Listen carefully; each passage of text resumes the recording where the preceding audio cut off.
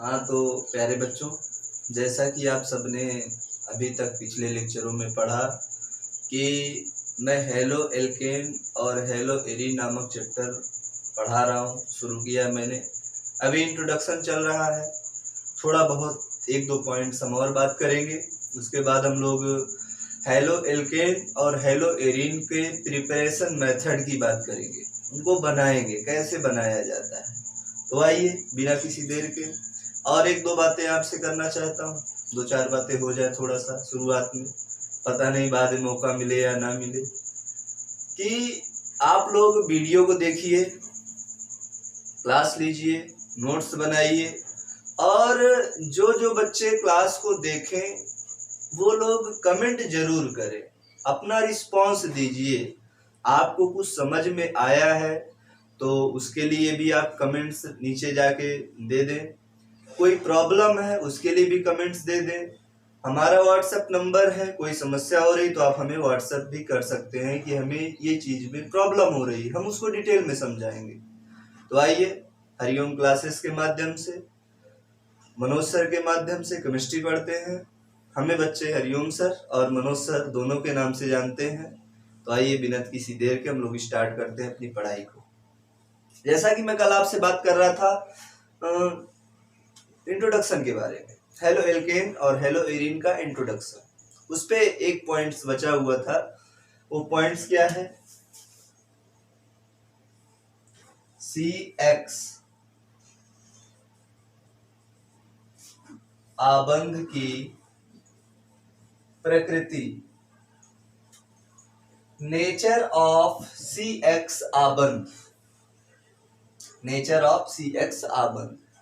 CX मतलब carbon हो गया और ये हेलोजन हो गया, और इस कार्बन को हम क्या मानेंगे? एल्केन, और हेलोजन को हेलो। हेलो एल्केन आबंध की प्रकृति क्या होती है? तो सबसे पहले इसमें हम बात करते हैं बॉन्ड लेंथ की। बॉन्ड लेंथ यानी बंध लंबाई, बंध लंबाई। बच्चों बॉन्ड लेंथ, बंध लंबाई आप कैसे फाइंड आउट करेंगे, कैसे निकालेंगे? आपको पता है कि मैंने बताया था सबसे ज्यादा इलेक्ट्रोनेगेटिव कौन होता है? फ्लोरीन, उसके बाद क्लोरीन, उसके बाद ब्रोमीन, उसके बाद आयोडीन। ये बंध लंबाई होती है। अगर हम यहाँ पर C लगा दें तो हेलो एल्केन हो गया, C लगा दें तो हेलो एल्केन हो गया, C लगा दें तो हेलो एल्केन हो गया, C लगा दें तो हेलो एल्केन हो गया।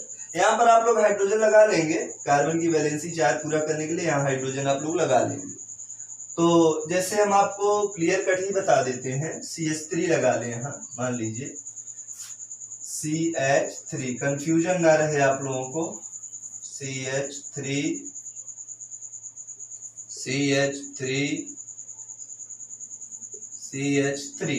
ये लगा लें। अब हम लोग जानते हैं कि इलेक्ट्रोनेगेटिविटी 11th क्लास में हम लोगों ने पढ़ा हुआ है कि पूरे पीरियोडिक टेबल में सबसे ज्यादा इलेक्ट्रोनेगेटिव एलिमेंट कौन होता है? बताइए। पूरे पीरियोडिक टेबल में सबसे ज्यादा इलेक्ट्रोनेगेटिव होता है फ्लोरीन, F। ये पूरे हेलोजन परिवार के तत्वों में आते हैं। तो सबसे ज्यादा इलेक्ट्रोनेगेटिव फ्लोरीन है, क्लोरीन है, ब्रोमीन है, उसके बाद आयोडीन है। अब हमें बंध लंबाई पता लगाना है, किसकी बंध लंबाई ज्यादा होगी? तो बच्चों सबसे ज्यादा बंध लंबाई आप बताइए किसकी होगी? फ्लोरीन वाले की, कि क्लोरीन वाले की, कि ब्रोमीन वाले की, कि आयोडीन वाले की? हम लोग जानते हैं कि फ्लोरीन अधिक ऋण विद्युतीय है, तो ये बॉन्ड को अपनी तरफ ज्यादा खींचेगा, तो बंध लंबाई क्या होगी? घट जाएगी। क्लोरीन कम ऋण विद्युतीय है, कम इलेक्ट्रोनेगेटिव है, तो ये बॉन्ड को खींचेगा इसी के बॉन्ड को, लेकिन फ्लोरीन की अपेक्षा कम। और जो ब्रोमीन है ये भी इलेक्ट्रोनेगेटिव है, लेकिन क्लोरीन की अपेक्षा और कम, और आयोडीन सबसे कम। बोली बात सही है?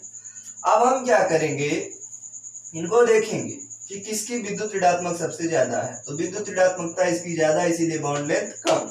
इसकी विद्युत ऋणात्मकता सबसे कम, इसीलिए बॉन्ड लेंथ इसकी सबसे ज्यादा।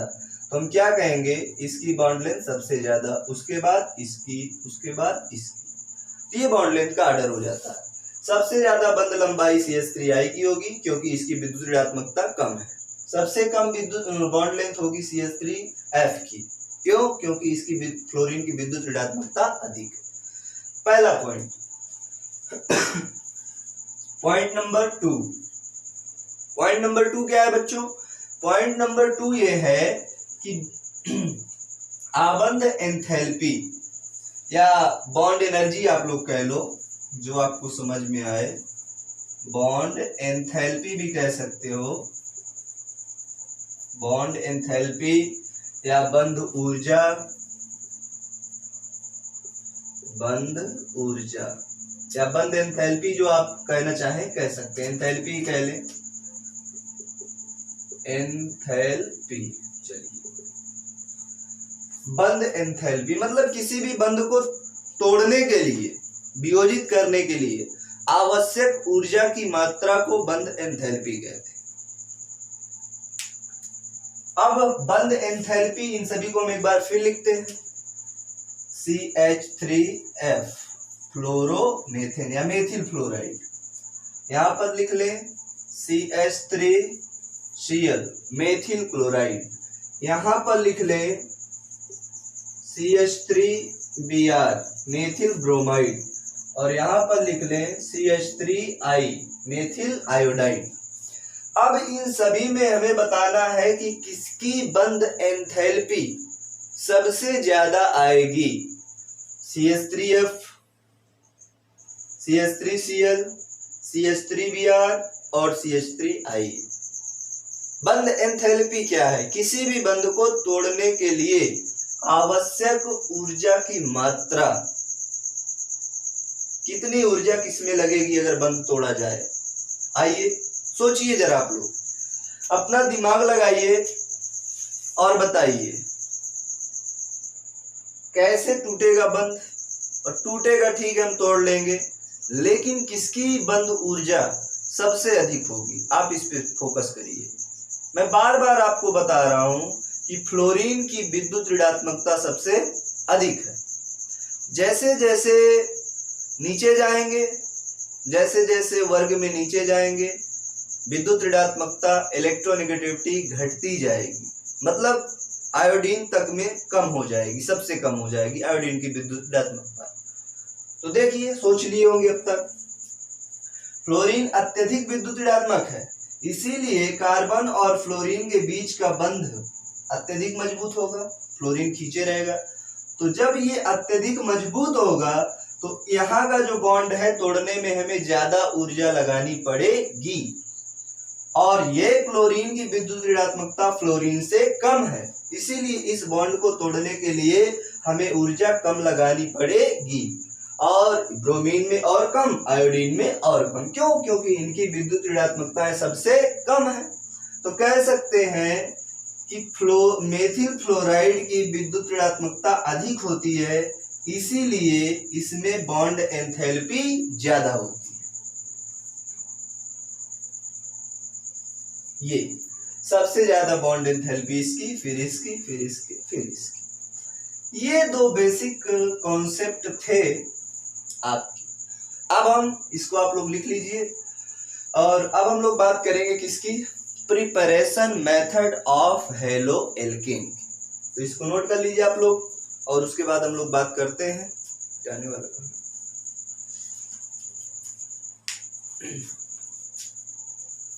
नोट कर लीजिए सब लोग, उम्मीद है आप लोग नोट कर लिए होंगे।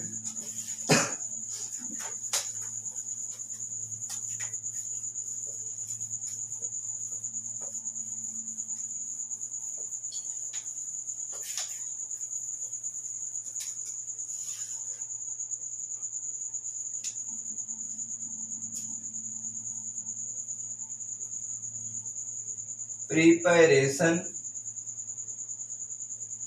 Method of halo alkane. Halo एल्केनों को बनाने की विधियां। हेलो एल्केन को बनाने की विधि हम इसमें पढ़ेंगे। कैसे, सुनिए जरा ध्यान से। सबसे पहली विधि जो आती है एल्कोहलों के द्वारा, एल्कोहल। तो हम पहला नंबर लिखेंगे और लिखेंगे by alcohol, by alcohol. Alcohol मतलब जब एलिफेटिक हाइड्रोकार्बन से OH जुड़ जाता है, हाइड्रोक्सी ग्रुप जुड़ जाता है, तो उसे हम क्या बोलते हैं, एल्कोहल बोलते हैं। ROH एल्कोहल का एक प्रतीक माना जाता है। तो उसी के द्वारा, एल्कोहल के द्वारा हमें क्या बनाना, हेलो एल्केन। हेलो मतलब हेलोजन, एल्केन मतलब एलिफेटिक हाइड्रोकार्बन। जब किसी एलिफेटिक हाइड्रोकार्बन में हेलोजन परमाणु, हेलोजन समूह जाकर के जुड़ जाता है, तो उसे हम लोग बोलते हैं हेलो एल्केन। क्या बोलते हैं, हेलो एल्केन। तो आज हम लोग एल्कोहलों के द्वारा हेलो एल्केन कैसे प्राप्त होते हैं, कैसे बनते हैं, उस चीज को हमें जानना है, समझना है। एल्कोहल का सिंबल मैंने आपको बताया, हम उसको क्या बोलते हैं, ROH। ROH ये क्या है हमारा, इसको लिख सकते हैं एल्कोहल, एल्कोहल प्लस HX, इसे क्या बोलते हैं, एसिड हैलाइड। हिंदी में बोले तो अम्ल हैलाइड। एल्कोहल को एल्कोहल ही बोलेंगे, घबराने की बात नहीं। एसिड हैलाइड, इसकी क्रिया हम कुछ उत्प्रेरक लेते हैं। उत्प्रेरक क्या करते हैं, अभिक्रिया की क्रिया विधि को या तो घटा देते हैं और या तो बढ़ा देते हैं।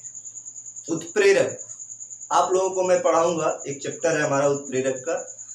फिलहाल यहाँ इतना जानिए कि उत्प्रेरक अभिक्रिया की क्रिया विधि को घटाने या बढ़ाने का कार्य करते हैं। कैसे, जैसे दो लोगों के बीच में झगड़ा हो रहा है, मारपीट हो रही है। कुछ लोग होंगे जो झगड़ा को और बढ़ाने की कोशिश करेंगे, कुछ लोग होंगे जो झगड़ा को कम करने की कोशिश करेंगे। तो जो आपस में लड़ रहे हैं वो लोग अभिक्रिया के अभिकारक और उत्प्रेरक वगैरह, अभिकारक मान लीजिए उनको। लेकिन जो लोग कह रहे हैं कि भैया न लड़ो या और लड़ो, झगड़ा को बढ़ा या घटा रहे हैं, उन्हें हम बोलेंगे क्या, उत्प्रेरक। क्या बोलेंगे, उत्प्रेरक। उत्प्रेरक किसी भी अभिक्रिया की गति को या तो बढ़ाने का कार्य करते हैं या तो घटाने का कार्य करते हैं। आगे हम इनके विषय में बात करेंगे। इस अभिक्रिया में उत्प्रेरक क्या लिया जा सकता है, एक हम लेते हैं कॉन्क H2SO4, कंसंट्रेटेड H2SO4, या निर्जल ZnCl2, दो में से किसी एक को लिया जा सकता है। तो यहाँ पर हम ले सकते हैं सांद्र H2SO4 या निर्जल मतलब जल ना हो ZnCl2, ये हम उत्प्रेरक ले सकते हैं। क्या होगा बच्चों, यहाँ पर बॉन्ड टूटेंगे। क्या रिएक्शन की परिभाषा क्या है, पुराने बंध टूटेंगे नए बंध बनेंगे, दैट इज रिएक्शन। व्हेन, फिर से याद करिए पुरानी बातों को, आप टेंशन एकदम ना लीजिए। जिस प्रकार से आपको हम क्लास में पढ़ाते थे वही सेम चीज है, बस अपने आप को थोड़ा सा मोटिवेट करिए, ये फीलिंग लाइए अपने अंदर कि हम लोग एकदम जैसे हरिओम क्लासेस में बैठ करके सब लोग इकट्ठा हो करके पढ़ते थे, वही चीज हम लोग बैठे हैं। और एक मुद्रा में बैठा करिए पढ़ने के लिए। ये नहीं कि घर में है आप लोग चारपाई में लेट जाइए, मोबाइल लेके लैपटॉप लेके उस पर पढ़िए, ऐसा नहीं होना चाहिए। आप प्रॉपर बैठिए कि हम हरिओम क्लासेस में बैठे हैं, हरिओम सर पढ़ा रहे हैं, चेयर लेके बैठिए, कॉपी पेन लेके बैठिए, नोट्स बनाइए, तब प्रॉपर समझ में आएगा ना आपको। अब पता चले घर में है, लेटे हो, 10 मिनट देखे फिर सो गए, फिर ये थोड़ी ना पढ़ाई का सिस्टम है। आप लोग प्रॉपर तरीके से पढ़ाई करिए और समझिए, फीलिंग्स लाइए कि हम वही कोचिंग में बैठ के पढ़ाई कर रहे हैं। जो दिक्कतें परेशानी हो वो आप कमेंट बॉक्स में नीचे हमें कमेंट जरूर करिए। रिएक्शन हमने आपको हजारों बार बताया होगा, व्हाट इज रिएक्शन, अभिक्रिया क्या है। When old bond breaks, when old bond breaks and new bond forms, this process is act as reaction. जब पुराने बंध टूटते हैं और नए बंध बनते हैं, इस प्रक्रम को अभिक्रिया कहते हैं। इस प्रक्रम को अभिक्रिया कहते हैं। आइए, अगर ये अभिकारक है, पूरा रिएक्टेंट है, प्रोडक्ट बनाना है, तो ये बॉन्ड तो तोड़ने पड़ेंगे ना। जब तक नहीं टूटेंगे तब तक अभिक्रिया नहीं होगी। तो क्या होगा, यहां से निकलेगा OH और यहां से निकलेगा H। समझना कैसे निकल गया। अगर हम एक तरीके से बात करें तो यहाँ पर हैलोजन हाइड्रोजन से ज्यादा विद्युत ऋणात्मक है, ज्यादा इलेक्ट्रोनेगेटिव है, इसीलिए हैलोजन अपना इलेक्ट्रॉन खींच लेगा। तो हैलोजन पर कौन सा चार्ज आएगा, माइनस, और हाइड्रोजन पर कौन सा चार्ज आएगा, प्लस। यहाँ पर OH R से ज्यादा इलेक्ट्रोनेगेटिव है, तो OH अपना इलेक्ट्रॉन खींच लेगा, तो OH पर आएगा माइनस और R पर आएगा प्लस। ये समझाने का एक तरीका है और कुछ नहीं। क्या होगा बच्चों, H पर प्लस और OH पर माइनस। आप लोग जानते हैं different charge attract to each other. भिन्न भिन्न प्रकार के आवेश एक दूसरे को आकर्षित करते हैं। OH माइनस और H प्लस, बाहर क्या रिमूव हो जाएगा, H2O। बचा क्या, R प्लस और X माइनस, RX। R का मतलब एल्केन, X का मतलब हैलोजन। तो क्या बना देंगे हम, इसको बोलेंगे हेलो एल्केन। एलिजन ने बना लिया। जैसा कि मैंने कहा था पिछली क्लास में, R फॉर रोज नहीं, R for alkyl group, R for alkyl group, और X फॉर एक्सरे नहीं, X for halogen, X for halogen, halogen. अब X में कौन कौन आते हैं, R में कौन कौन, मैं पहले ही बता चुका हूं। R में हम क्या क्या ले सकते हैं, CH3 ले सकते हैं, C2H5 ले सकते हैं, आदि C3H7, और भी आगे जा सकते हैं। X में फ्लोरीन, क्लोरीन, ब्रोमीन और आयोडीन ले सकते हैं। ओके, आइए आगे चलते हैं। हम यहाँ पर कुछ लेते हैं R की जगह। जैसे हम बात करें CH3, ये हमने R की जगह, R का मतलब ये ले लिया हमने। OH तो OH ही रहेगा। इसे क्या बोलेंगे बच्चों, मेथिल एल्कोहल। क्या बोलेंगे, मेथिल एल्कोहल, या मेथेनॉल भी बोल सकते हैं यूपीएससी में। प्लस H, X की जगह क्या ले लें, मान लीजिए हम X की जगह Cl ले लेते हैं, HCl, हाइड्रोक्लोरिक अम्ल, हाइड्रोक्लोरिक एसिड, ये HCl है। यहां पर उत्प्रेरक हम क्या ले लें, सांद्र H2SO4 ले लें। तो वही चीज है, यहां से बॉन्ड खींचेगा क्लोरीन पर माइनस, हाइड्रोजन पर प्लस, OH बॉन्ड खींचेगा तो OH पर माइनस और CH3 पर प्लस, है ना। बॉन्ड यही क्यों खींच रहा है, क्योंकि जो ज्यादा पावरफुल होगा, जो ज्यादा इलेक्ट्रोनेगेटिव होगा, जो ज्यादा ऋण विद्युतीय होगा, वही तो बॉन्ड खींचेगा। तो क्लोरीन ज्यादा ऋण विद्युतीय था, उसने बॉन्ड खींचा। अब क्या होगा, OH पर माइनस चार्ज और H पर प्लस चार्ज, OH पर माइनस चार्ज और H पर प्लस चार्ज। तो क्या बाहर हो जाएगा, H2O, जल बाहर निकल जाएगा, पानी बाहर निकल जाएगा। बचा क्या आपके पास, CH3 और यहाँ पर Cl। भिन्न भिन्न आवेश ही जोड़ना है, यहाँ का प्लस, यहाँ का माइनस, यहाँ का माइनस, यहाँ का प्लस। तो क्या हो जाएगा, CH3Cl। इस हेलो एल्केन बन गया और नाम क्या होगा, मेथिल क्लोराइड, ये नाम हो जाएगा। बोलिए बात समझ में आ रही है कि नहीं? I hope that you are understanding my teaching. If you have any problem, then you can contact me or you can comment in the videos. Then I will give you best suggestion for study. Okay? Listen to me. Halo alkane and hello arene.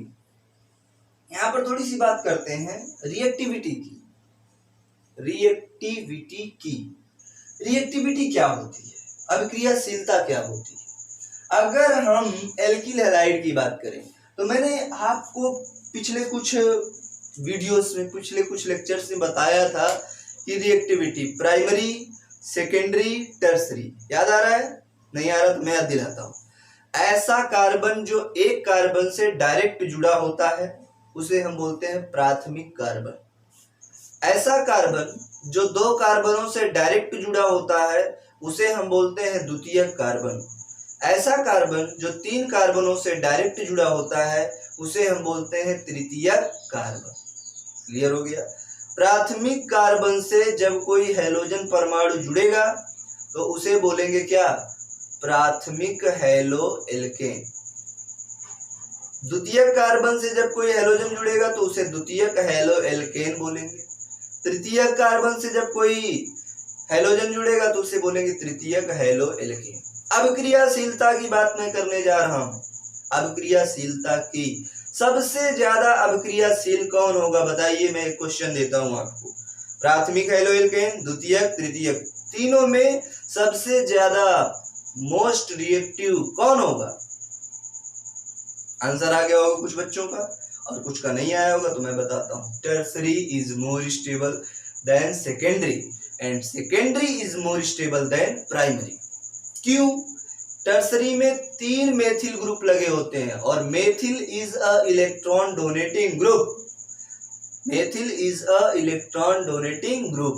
That's why methyl give electron to the carbon atom. आइए समझते हैं जरा. Tertiary मतलब क्या? C, CH3, CH3, CH3 और यहाँ पर X. ये तो हैलो एल्केन है. ये CX मतलब हैलो एल्केन. मेथिल इलेक्ट्रॉन देने वाला समूह है तो मेथिल इसको इलेक्ट्रॉन दे रहा है, इधर से भी दे रहा है, इधर से भी, तीन तरफ से इसको इलेक्ट्रॉन आ रहा है. तो इस कार्बन के पास इलेक्ट्रॉनों की कमी नहीं होगी. जब इलेक्ट्रॉनों की कमी नहीं होगी तो हैलोजन आराम से ये बॉन्ड खींचेगा और इनके बीच का बॉन्ड टूट जाएगा. भाई कार्बन के पास इलेक्ट्रॉनों की अधिकता, हैलोजन कार्बन से ज्यादा ऋण विद्युतीय है तो इलेक्ट्रॉन खींचेगा तो यहाँ माइनस और यहाँ प्लस, आराम से बॉन्ड टूट जाएगा, अभिक्रिया हो जाएगी. उसके बाद अगर हम दूसरे की बात करें CH, CH3, CH3 और यहाँ पर X. हैलो एल्केन है. यहाँ से CH3, यहाँ से CH3, दोनों तरफ से इलेक्ट्रॉन दिए जा रहे हैं. तो जब इधर से भी इलेक्ट्रॉन दिया जा रहा है, इधर से भी दिया जा रहा है तो क्या होगा इस कंडीशन में? इस कंडीशन में ये होगा कि ये बॉन्ड टूटेगा लेकिन इसकी अपेक्षा थोड़ा धीरे धीरे टूटेगा. अगर हम प्राथमिक की बात करें CH3, CH2X, ये प्राथमिक कार्बन है. ये बॉन्ड टूटेगा लेकिन सबसे कम. क्यों? क्योंकि इसमें केवल एक मेथिल ग्रुप लगा है, एक इलेक्ट्रॉन देने वाला समूह लगा है. तो कहने का मतलब ये कौन सा हैलो एल्केन था? तृतीयक. ये कौन सा था? द्वितीयक. और ये कौन सा था? प्राथमिक. बोलो बात सही है? सबसे ज्यादा इलेक्ट्रॉन रिएक्टिव ये होगा. यहां लिख देंगे रिएक्टिविटी, अभिक्रियाशीलता.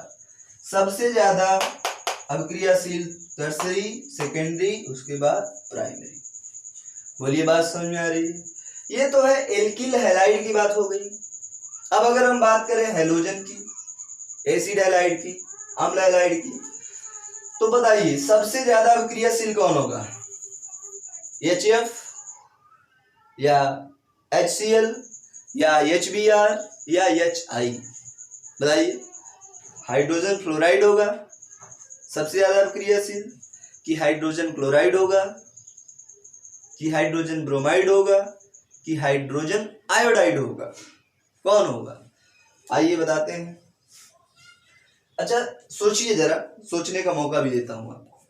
हाइड्रोजन फ्लोराइड की विद्युत ऋणात्मकता सबसे ज्यादा है। जैसे जैसे नीचे जाएंगे हाइड्रोजन आयोडाइड की तरफ विद्युत ऋणात्मकता घटती जाएगी, और जिसकी विद्युत ऋणात्मकता कम होगी उनके बीच का बंध कमजोर होगा, उसे तोड़ना आसान होगा। जिसकी विद्युत ऋणात्मकता अधिक होगी उनके बीच का बंध मजबूत होगा और उसे तोड़ना मुश्किल होगा। अभिक्रिया की परिभाषा क्या है? पुराने बंध टूटते हैं और नए बंध बनते हैं। अर्थात जो बंध पहले टूटेगा उसी में अभिक्रिया आसानी से होगी, उसी को बोलेंगे कि ज्यादा अभिक्रियाशील है। तो पहले कौन सा बंध टूटेगा? जिसकी विद्युत ऋणात्मकता कम हो। विद्युत ऋणात्मकता कम किसकी होगी? हाइड्रोजन आयोडाइड की। किसकी कम होगी? हाइड्रोजन आयोडाइड की। तो क्या बोलेंगे? सबसे ज्यादा रिएक्टिव हाइड्रोजन आयोडाइड होगा, HI। उसके बाद HBr, उसके बाद HCl हाइड्रोजन क्लोराइड, और सबसे कम मान के चलिए ना के बराबर, उसको लिखते ही HF ले लीजिए, या उसको लिखो ही मत, वो बहुत कम रिएक्टिव होता है। ये इनकी अभिक्रियाशीलता की बात आ गई। बोलिए कर लेंगे? समझ में आया सबको? कोई दिक्कत तो नहीं है? हो भी तो कमेंट बॉक्स में आप लोग मुझे कमेंट करिएगा। आज ये फर्स्ट वीडियो है ऑर्गेनिक केमिस्ट्री रिएक्शन का, आप लोग इसको लिख लीजिए, समझ लीजिए। कोई दिक्कत हो तो हमें कमेंट बॉक्स में कमेंट जरूर करिएगा। लिख लीजिए इसको, फिर आगे चलते हैं।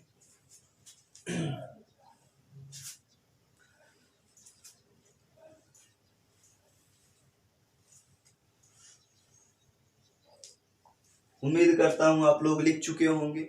अब आगे चलते हैं हम लोग।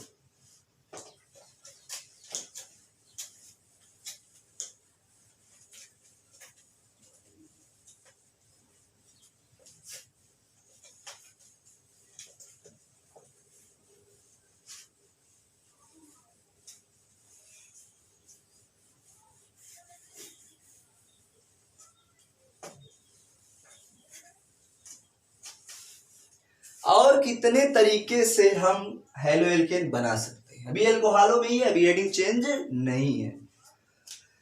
एल्कोहल ROH, अगर हम इसकी क्रिया करा दें किसके साथ? PCl3 के साथ, इसका क्या नाम है?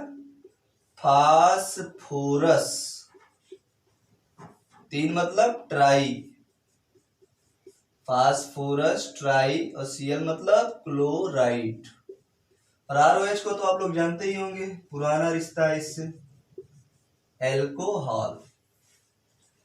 फास्फोरस ट्राइक्लोराइड और एल्कोहल की क्रिया जब हम आपस में कराएंगे तो क्या प्राप्त होगा? जाहिर सी बात, हेलो एल्केन। लेकिन कैसे? यहां पर ये बॉन्ड पूरी तरह टूट जाता है और यहां से ये क्लोरीन पूरी तरह अलग हो जाता है। सीधा सीधा R और Cl आकर के जुड़ जाते हैं। RCl। RCl का मतलब क्या? एल्किल हैलाइड या हेलो एल्केन, दो नाम है, मैं दोनों लिखता हूं। हेलो एल्केन कह लो, हेलो एल्केन कह लो, या एल्किल हैलाइड कह लो। हेलो एल्केन कह लो या एल्किल हैलाइड कह लो। अब बात उठती है कि वैलेंसी की। सर यहाँ तो 3 क्लोरीन, यहाँ तो 1 क्लोरीन, कोई दिक्कत नहीं है। यहाँ पर हम क्या लगाएंगे? 3। जब यहाँ 3 लगाएंगे तो यहाँ भी क्या लगाएंगे? 3 हो जाएगा।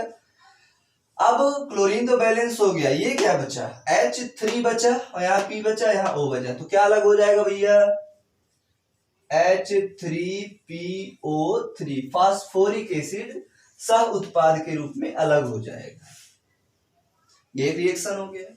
अगर हम ROH की क्रिया PCl5 के साथ करा दें, एल्कोहल की क्रिया किसके साथ? फास्फोरस पेंटा क्लोराइड के साथ करा दे तो क्या होगा? देखिए क्रिया होती कैसे, मैं यहां जरा समझाता हूं आपको। ROH PCl3Cl और Cl इस प्रकार बना लेंगे। अब ये बॉन्ड टूटेगा यहां से, ये बॉन्ड टूटेगा यहां से। बोलिए समझ में आ रहा है? RCl आपस में जुड़ जाएंगे, RCl plus HCl hydrogen chloride plus POCl3, यहां भी आ गया फॉस्फोरिक एसिड POCl3। बोलिए सही है? RCl का मतलब फिर वही बन गया हेलो एल्केन या एल्किल हैलाइड। कोई दिक्कत है यहां तक? नहीं। अब हम आगे बात करते हैं जरा। अब देखिए बहुत ही महत्वपूर्ण चीज आ गई है। क्या होगा उसको जरा समझ लें। जैसे हम बात करें ROH की, ध्यान रखिए नोट पॉइंट है, मैं यहां लिख दे रहा हूं, H लगा दे रहा हूं, वेरी मोस्ट इंपोर्टेंट। लाल, लाल माने रेड, बहुत फेमस रिएक्शन है। लाल फास्फोरस प्लस Br2, लाल फास्फोरस प्लस Br2 ROH को डायरेक्टली किसमें कन्वर्ट करता है? हेलो एल्केन में। तो क्या हो जाएगा? RBr। याद रखिएगा इस चीज को, ROH को लाल फास्फोरस Br2 डायरेक्ट किसमें कन्वर्ट करेगा? RBr में। अगर हम बात करें ROH को लाल फास्फोरस प्लस I2, ये डायरेक्ट कन्वर्ट करेगा किसमें? RI में। इसका क्या नाम है? एल्किल ब्रोमाइड,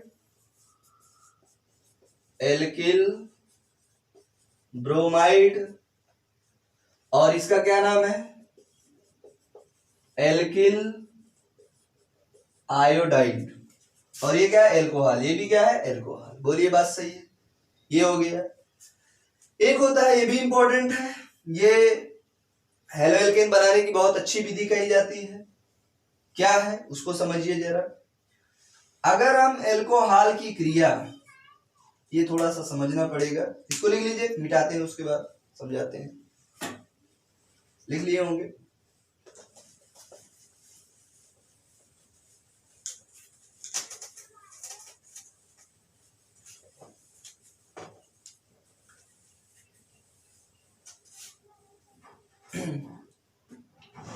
अगर हम लोग ROH कहने का मतलब क्या? एल्कोहल की क्रिया थायोनिल क्लोराइड SOCl2, याद रखिएगा नाम सूत्र जरूर, इससे थायोनिल क्लोराइड बोलते हैं इसको, थायोनिल क्लोराइड SOCl2। उत्प्रेरक यहां पर लेते हैं पिरिडीन, पिरिडीन उत्प्रेरक लेते हैं। ये क्रिया कैसे होती है फिर बता रहा हूं। ROH, अब यहां SOCl और Cl, इस प्रकार स्ट्रक्चर बना लीजिए।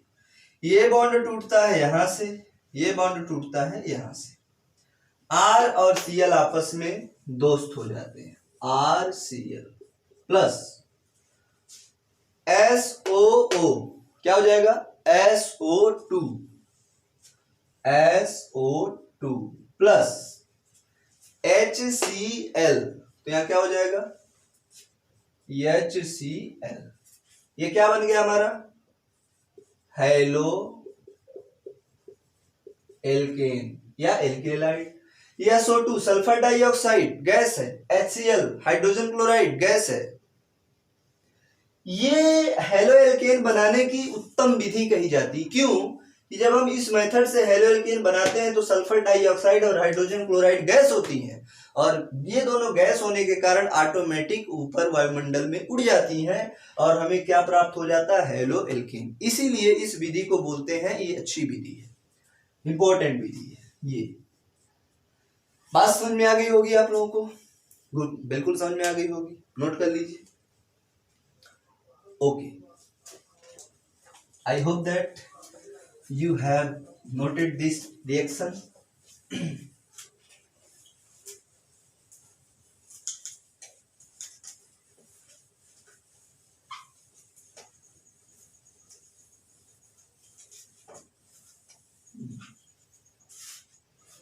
चलिए, अब हम बनाएंगे हेलो एल्केन, लेकिन किसी दूसरे विधि से। अभी तक तो एल्कोहलों से बना रहे थे, अब हम बनाएंगे एल्कीनों के द्वारा। तो हेडिंग डालेंगे by alkene. By alkene, alkene आप लोग जानते हैं फॉर्मूला क्या होता है, CnH2n। बेसिक पहचान, डबल बॉन्ड आ जाए, इन, इन माने डबल बॉन्ड, जिसके बीच में डबल बॉन्ड आता है उन्हें हम क्या बोलते हैं, ईन, है ना। कोई दिक्कत है क्या? हाँ, तो जैसे कैसे करेंगे समझिए, उसको समझते हैं। यदि हम बात करें, यहां से स्टार्ट करते हैं, CH2 double bond CH2 alkene है। क्यों? डबल बॉन्ड आया है और इसे 2 कार्बन है तो 2 कार्बन को बोलते हैं एथ। डबल बॉन्ड है तो लगाएंगे ईन, नाम क्या पड़ा, एथीन। एथीन एक एल्कीन परिवार का सदस्य है। इसकी क्रिया कराना है हमें, HX के साथ करा दे। चलिए कराते हैं, HX क्या प्राप्त होगा भैया, डबल बॉन्ड में एक सिग्मा और एक पाई होता है। मैंने कल भी क्लास में बताया था, एक सिग्मा एक पाई। सिग्मा मजबूत होता है, पाई कमजोर होता है। जो कमजोर होता है वो पहले टूटता है, जो मजबूत होता है वो बाद में टूटता है। पहले कौन टूटेगा, पाई। पाई, अब यहां देखो इधर भी CH2 है, इधर भी CH2 है, तो मान लो पाई बंद टूट के इधर गया, तो इस पर कौन सा चार्ज आएगा, माइनस, और इस पर कौन सा चार्ज आएगा, प्लस। बोलिए सही है कि नहीं? हाँ, यहां H में और X में हाइड्रोजन ज्यादा पावरफुल है तो इलेक्ट्रॉन खींचेगा तो माइनस, और हाइड्रोजन पर प्लस। अब जो प्लस वाला पार्ट है वो किससे जुड़ेगा, माइनस से, और जो माइनस वाला है वो किससे जुड़ेगा, प्लस से। तो क्या बना देगा भैया, CH2 प्लस के साथ कौन आ जाएगा, माइनस, मतलब X यहां आ गया। डबल बॉन्ड सिंगल में टूट चुका है, CH2 पहले से था, एक और H और आ गया, तो क्या हो गया, 3। तो बताइए एल्केन हो गया है, हेलोजन आ गया। हेलो एल्केन बना कि नहीं बना, हेलो एल्केन बन गया, हेलो एल्केन। किसी कोई दिक्कत नहीं। चलिए, अगर हम बात करें आगे, सुनना ध्यान से भैया, एकदम ध्यान पूर्वक सुनिएगा।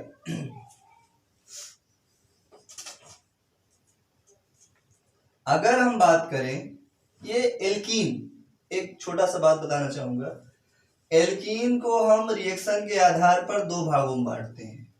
एक बांटते हैं सम्मित, सम्मित माने सिमेट्रिकल, सिमेट्रिकल एल्कीन, और दूसरा होता है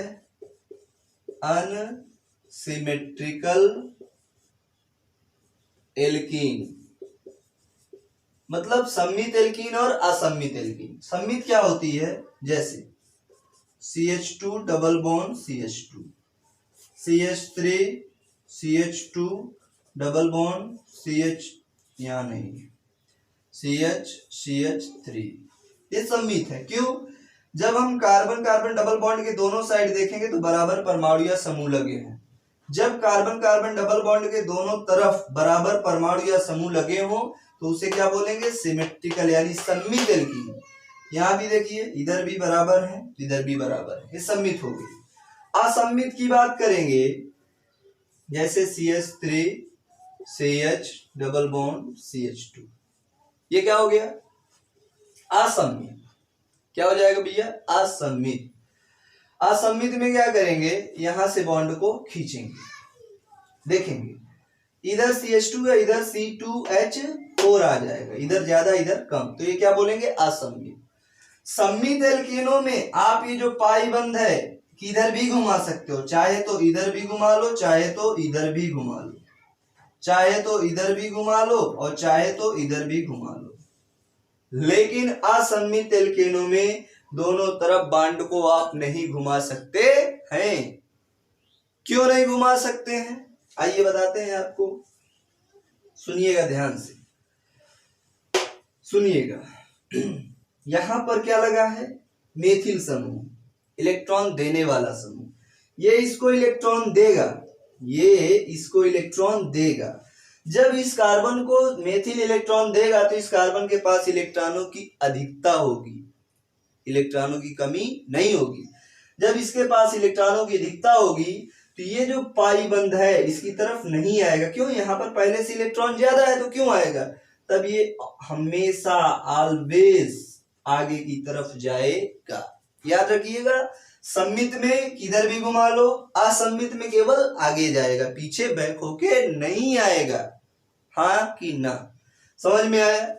अब इसी पे हम देखते हैं, तो सममित था, हम किधर भी कर सकते हैं, इधर भी ले आते तो भी वही प्रोडक्ट बनता, उधर ले गए तो भी। लेकिन हम इस टाइप का देखते हैं, CH3 CH double bond CH2 plus HCl, reaction है।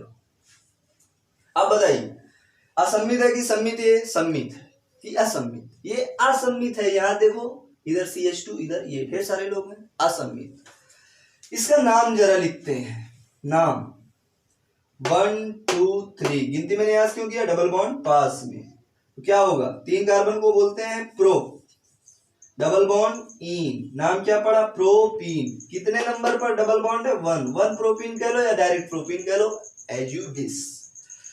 मेरे भैया बंद जाएगा कहां, यहां, क्यों, क्योंकि इधर CH3 पहले लगा है, CH3 इसको इलेक्ट्रॉन देगा, इस कार्बन के पास इलेक्ट्रॉनों की अधिकता होगी, अधिकता होगी तो ये बंद इधर नहीं आएगा, इलेक्ट्रॉन कहां जाएंगे, आगे। जहां इलेक्ट्रॉन जाएंगे वहां पर क्या आएगा, माइनस। भाई इलेक्ट्रॉन लेने वाले पर कौन सा चार्ज है, माइनस, इस पर माइनस और देने वाले पर प्लस।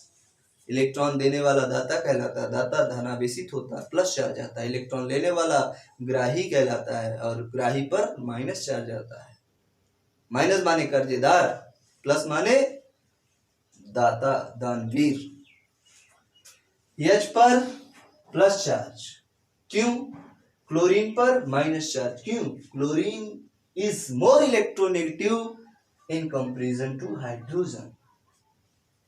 अच्छा, अब प्लस से कौन जुड़ेगा, माइनस, और माइनस से कौन जुड़ेगा, प्लस। प्रोडक्ट क्या बनेगा, CH3CH, देखिए यहां प्लस था, प्लस से कौन जुड़ेगा, minus, Cl, single bond, CH2 था, यहां से H आएगा, क्या हो जाएगा, CH3, क्या बनेगा, 1 2 3, 2 मेथिल प्रोपेन, प्रोपेन, बोलिए बनेगा, हाँ बनेगा।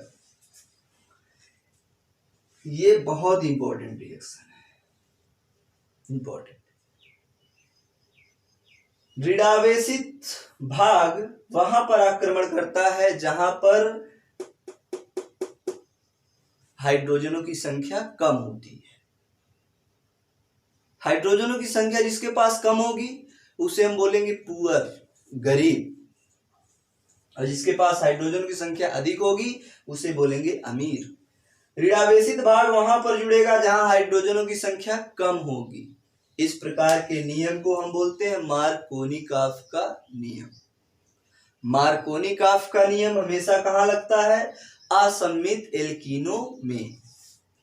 मार्कोनिकॉफ का नियम क्या कहता है, poorer becomes poorer and richer becomes rich. गरीब और गरीब हो जाएगा, अमीर और अमीर हो जाएगा।